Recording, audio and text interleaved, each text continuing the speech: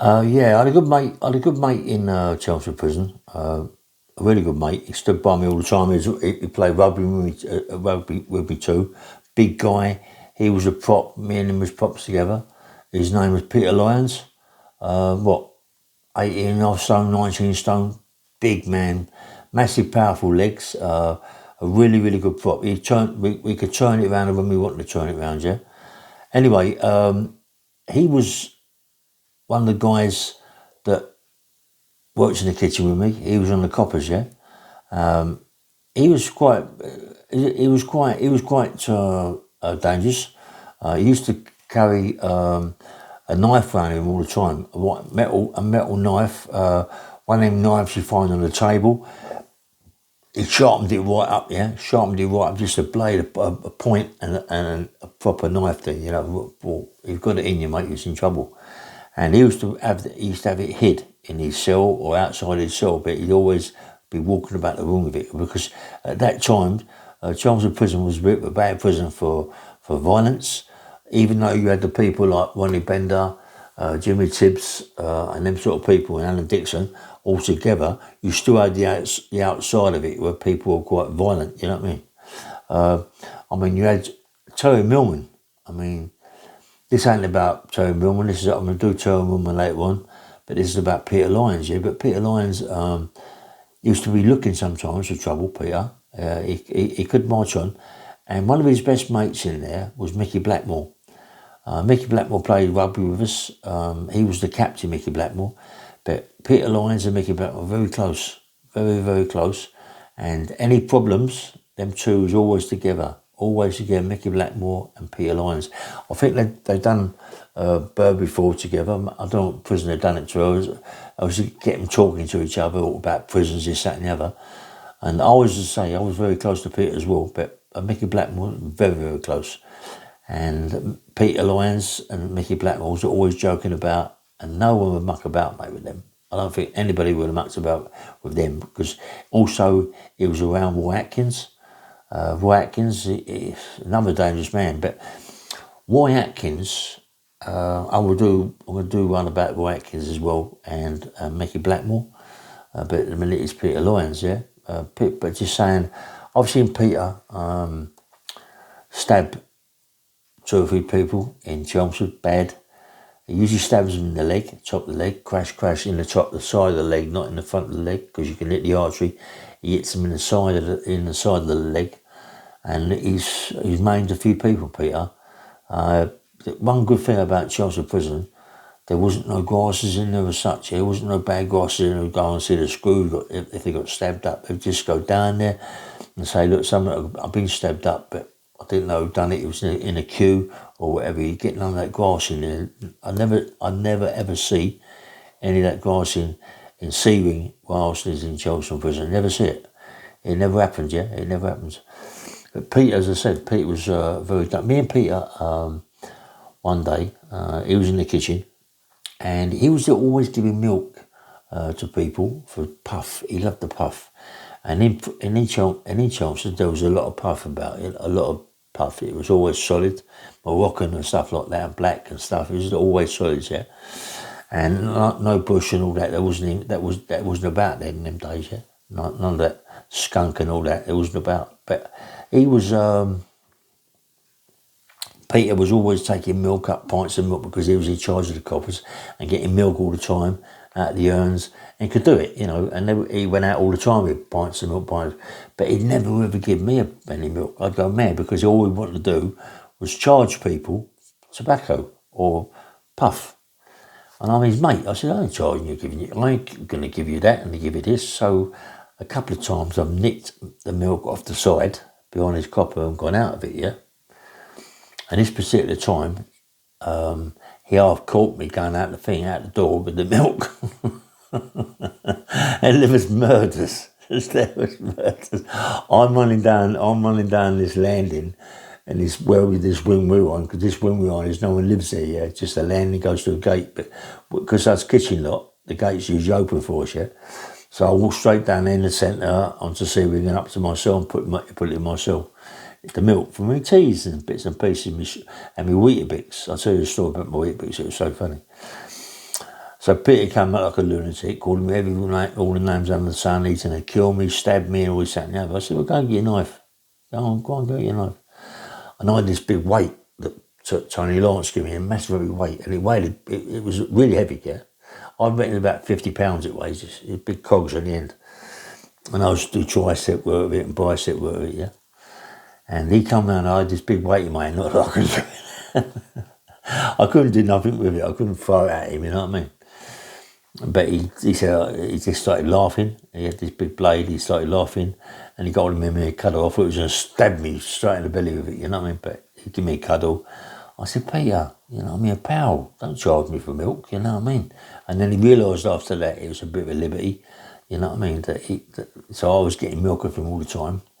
And then, let me tell you, this is so funny. Ronnie Malloy, in the pantry, and he had all the Weetabix in there and the cornflakes and all them sorts of things, yeah. So I went in there and I nicked a load of shredded wheat, boxes of shredded wheat, and I put it down where I was working, I hid it where I was working on the potatoes. So I hid it round in the middle of the potatoes. So anyway, so I happened to get a big sleeve of Weetabix out, yeah. And I said to Peter Lyons, Peter, get some milk, mate, will you? So he gave me some milk. Well, my cell, if I told you about my cell, you'd think I was lying. I had an armchair in my cell that came out of the officer's mess. Listen, I had all units on the right-hand side as you walk in my cell, all units, like, honestly, I'm not joking, made up of cupboards. It was cut down, it was all units, like a swiper unit, you know, crazy. I had a little place for my cabinets and all my milk, my sugar, my tea and all that sort of thing. Anyway, so I had a really nice cell and carpet on the floor. I had a light that goes, you couldn't believe it, honestly, it's a joke. Anyway, this time I had the Weetabix, I had the milk, and bang up, couldn't wait to get banged up. What did I do? I had all the Weetabix, about 12 of them. About 12 Weetabix, watered down the milk, put it in the thing, ate all this Weetabix. But the only thing is, with eating all them Weetabix, it ain't good for your belly, mate, you know what I mean? And it's very, it gives you the poos. And that night, mate, I blew off and messed the bed. Jumped out of bed and I thought, oh my God. But I never liked to mess in my pot. I didn't do a mess in my pot. I used to have it showing, lid down the pot on the top, yeah, so it looked clean, yeah. So I never messed in my pot. So what I'd done, all my clothes would go in this big plastic bag with the handles on it, you know, and they had a shop that made these bags. I had a bag with all my washing in, yeah. So I emptied all the washing out and pooed in the bag so I could chuck it out the window. That was the idea. So I pooed in the bag and went to chuck it out the window, but it came out through the bottom of the bag. All this diarrhea came out of it. It stunk. My whole cell stunk. It's really, really terrible. In the morning, Mitchell coming around trying to lock us at work. I locked my cell like that and shut my door, slammed it, and looked for the spiral. He said, you ain't going to work today smelling like that. He said, you can't go sort yourself out and go and see the doctor. I didn't tell him I was eating Weetabix all night, he'd have killed me. And when we got undone, I rushed out to the toilet and I sat on the toilet for about an hour, mate. Just the runs, and it really, really bad. That's the last time, that's the first and the last time that I have Weetabix that many. I might have 2 or 3, but not 12, yeah. And anyway, that was really, really funny. Peter was in the rugby team with me. Me and Peter, together in the rugby team, we've had a few rows in there. We've hurt a few people. But the time that we played Gravesend, I think it was Gravesend or Gray's End, I'm not quite sure. They was all solicitors and barristers. Believe me, let me tell you something, they're really, really hard people, yeah, really hard people. And we played this team, and me being in the pack, they kicked off, and I turned around, got the ball, turned around to my pack, you know, to come around and run as far or to pass it on. as I did turn it round, someone turned me round, either kicked me in the face or nutted me in the face, had done something, yeah, knocked all my teeth out of the front. So anyway, blood was oozing out my face, but what happened and knocked my teeth clean out. Nothing really left in, just knocked all my teeth out at the top, up to there, knocked them all that bosh. Blood was pouring everywhere, so I got hold of the ref, got a towel, put it in my mouth. I said, "That's okay, Gov. I still play." Put a gum shield in. It's ridiculous, you know what I mean?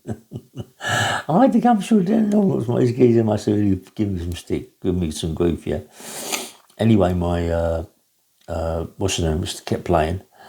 Fair play to Peter Lyons, mate. Fair play to Peter Lyons. He got hold of this geezer. And the geezer that done what he did to me was a prop. Let me tell you something. This prop was about 18.5 stone. So this goes to show you how big their pack was. How big their, not the prop, sorry, the hooker. It was a hooker. This goes to show you how big their props were for an 18.5 stone hooker. He had massive big legs, calves, yeah. He was the one that, as far as I was told, that he nutted me, yeah. He stuck the nut on me and knocked my teeth out, yeah. And Peter Lyons, I've got to say, he steamed into this geezer. He smashed him to pieces. But it's rugby, innit? You know, and when you're playing rugby, but when we played this Gray's Inn or Gray's Inn there, they give us one of the hardest games that I've ever had, yeah. I mean, they give us big stick. I know it's what they do in these public schools, play rugby, that's their game. But they was massive, mate. It must have been one of the first, second teams, but they was mustard. They really punished us, Chelmsford. And we played this team, Wasps. You know, everybody's heard of Wasps, yeah. We played the second team, Wasps. And they got hold of me and Peter at the end and said to me and Peter, "Listen, you two are good enough to play for Wasps, any team, mate. You two are some of the best props we've ever seen, right?" And I nearly got my neck broke. That day we played Wasps, yeah. My second row wouldn't give in. Their second row prop wouldn't give in, but what he done the prop, he picked me up. He lifted me up. I wasn't in properly, and he lifted me up from there, and they pushed in. My wheel was pushing, and it came up like that, and I couldn't. And I thought my neck was going to break. You know, I couldn't. And the ref, it was only because of the ref. Whoa, you know, the ref put it down. Otherwise, I'd have snapped my neck off. Yeah, good team that Wasp, mate. And I wish I'd have kept it up when I went out. You know, good. But I loved rugby, and I was a really good rugby player, mate. I played for 4 years. A really good player, mate. I was excellent. You know, good prop, mate. Fantastic prop. But Peter Lyons, he when he left, I think he got chucked out, Peter, because I think he stabbed the wrong person. Never got grassed up for it. Never got grassed up, but they knew it was him, yeah. And they knew it was him, so they chucked him out. They just one morning, they never unlocked us for the kitchen. I could hear Peter across the way going into one, all that swearing and shouting and all that. They found a knife in there. They found a knife, but obviously they couldn't say it was the knife that stabbed the geezer. All that DNA and all that crap then was a no-no, yeah? In 74s and 73s and all that sort of thing. 75, 76s. DNA, coming, it is their about, but they're not in the muck about with that. They found a knife, and we heard Peter going into one. They couldn't have buckled him up. I mean, he was just too powerful, too strong. But he gave him grief. He had to go, because he had to go whatever way he had to go. And he went. I was gutted. But what I was gutted, you know what it's like. What I was gutted, because Peter, I knew Peter's hiding place. And as a mate, I never would go there and nick it, because it was too much white nicking his milk. But to nick his puff, this is doing Kelly, the fish, he'd killed me. He would have definitely killed me, right? So anyway, when he went, I found his parcel. Right, it was nearly an ounce of solid, yeah. I got good money for it. I never smoked it, so I just sold it for canteens, yeah. I got good canteens. But anyway, I never see Peter until later on, and he found me. He found me in Ealing. I worked at Crispin's in Ealing. I got a phone call from Peter. He had my number, my mum's number. My mum gave him my number at Crispin's. He phoned me. He went, "Oh, hello, how are you? It's Peter Lyons." I went, "Hello, Peter, how you going, mate?" He said, "What's happening?" I said, "Hey, mate." I said, "Why do you put down and see me?" He said, "What are you doing?" I said, "I work in a wine bar, Pete. You know, I'm a bouncer on the door, mate." He said, "I'll come down and see you." So he came down and see me. But what I didn't know, that Peter was having people over. Yeah, and he was supposed to be my mate. And he come in because he knew me and because I trusted him. I told him to go to Ken Edwards of Crispin's that I trusted Peter really, really a lot. He was my pal, yeah. So Peter's told him that he can load up a lorry full of wine, full of anything he wants at this particular shop, this particular place. Sorry, mate, Ken Edwards, you've got to pay him X amount of money. So he was shot off with Ken Edwards. Ken Edwards didn't set me to go. He just shot off with him. Peter was very good at talking, very good talker. He shot off with Ken Edwards. But what happened, Peter outside in the lorry said to him, "Look, I'm going to drive around the back. I'm going to give the guy the money, load the lorry up with whatever you want, whatever you want, Scott, whatever you want." He said, "I'm load the lorry up." He said, "Drive it round." He said, "And I'll follow you back to Crispin's." So Ken's outside in the car because he's got a trust from me. Yeah, he's sweet, mate. Ken's giving him X amount of money. And what Peter do? Got in the lorry, drove in the back, gone. Just shut off, mate, about anything. So when Peter's still waiting, when Ken's still waiting there, nothing happens. Ken walks round the back, there's nothing. And then now Ken knows he's been stung. Ken thinks that I'm involved. So Ken comes back to Crispin's going absolutely crazy. I'm going mad. Peter phoned me on a number. I'm trying to phone the number. The number don't exist. I'm pissed off, man. I'm so pissed off. Even today, Peter's not ever been in touch with me. This is maybe 20, 30, 40 years later. He's never been in touch with me at all about that. And if you get my podcast, Peter, give me a call. Give me a message. You're out of order what you've done there, mate. You was my pal, I thought. Anyway, there's that. He was a diamond, Peter. He was my mate, and he was a big guy, and he didn't give a monkeys. Anyway, it's Bang Rail. Please press the like button and subscribe. Nice one, boy.